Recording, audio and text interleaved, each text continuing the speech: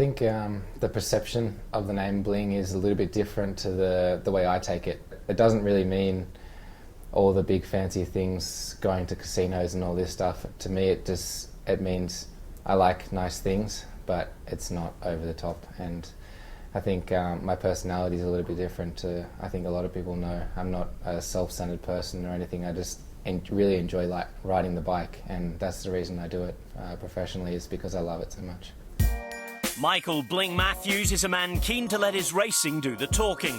Now aged 25, he's stepping out of the shadow of the nickname. But having favourite status at the biggest races has proved a mixed experience so far, as witnessed at this year's Milan-San Remo. With all the preparation that went into that race, it was countless amount of hours, specific training too. It was definitely difficult to get my head back on my shoulders after that, because I was the biggest favourite for the race. When you're the biggest favourite, all the pressure's on you and everyone's looking at you. Despite the early season disappointment, Matthews is someone everyone in the peloton is watching. With a sprint that's already delivered him stage wins at the Giro and strong showings at Amstel Gold, Matthews' skill set draws comparisons to one man, the current world champion, Peter Sagan. Obviously, Sagan's a very, very special rider. He doesn't really have many downfalls, so it's quite hard to beat him at a lot of times. And yeah, our similarities are a lot alike, because we're both punchy riders and exciting riders. We both love to race. We both love riding our bikes. We're both really into mountain biking, cross biking, everything motocross. It's definitely going to be exciting next few years for cycling, hopefully, if we keep progressing in this direction.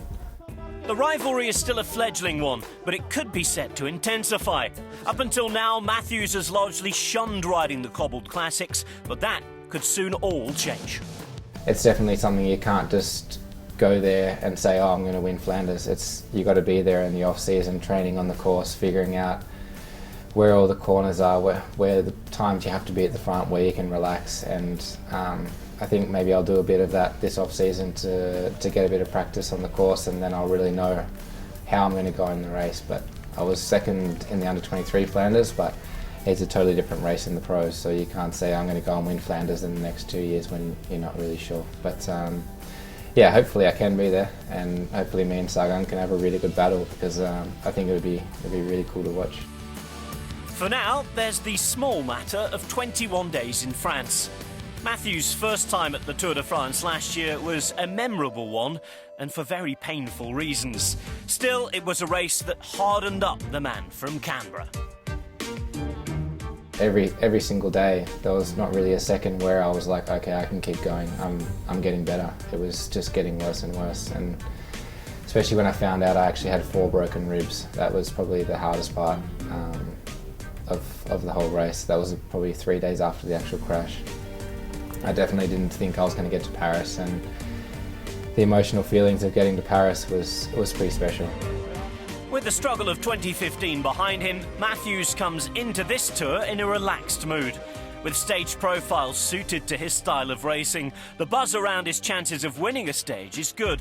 What's more, Matthews could just be the man to end Sagan's 4-year green jersey dominance.